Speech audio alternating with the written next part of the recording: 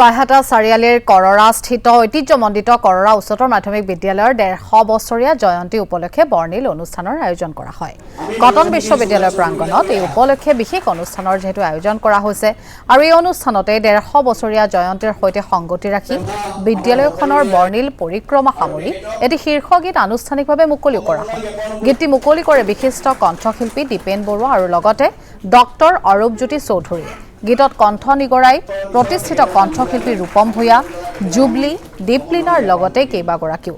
গীতৰ কথা আৰু সুৰ ডক্টৰ হিতেশ বৰুৱাৰ। অনুষ্ঠানত কৰৰা উচ্চতৰ মাধ্যমিক বিদ্যালয়ৰ বহু প্ৰাক্তন ছাত্ৰৰ লগতে বিশিষ্ট ব্যক্তিয়ে অংশগ্ৰহণ কৰে। উদযাপন সমিতিৰ সভাপতি হিচাপে উপস্থিত থাকে বিধায়ক দিগন্ত কলিতাও।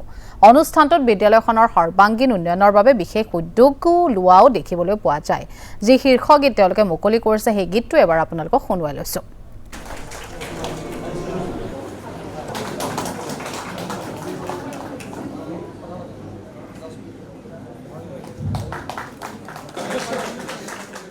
এশ 50 বছৰীয়া জয়ন্তী আপোনালোকে সকলোৱে গম পাইছে কৰৰা উচ্চতৰ মাধ্যমিক বিদ্যালয় তাৰে শীৰ্ষক গীতৰ অনুষ্ঠান উন্মোচন কৰিবলৈ আজি আমি শিল্পীসকলক ইয়াতে মাতিছোঁ।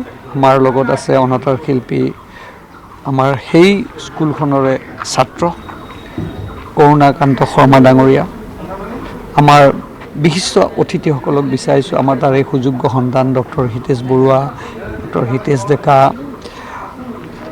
দীপেন বৰুৱাৰো ঘৰ আপোনালোকে জানে নে নাজানো। দীপেন বৰুৱাৰ সেই ঠাইতেই ঘৰ, নিজৰ পুৰণা বাসস্থান।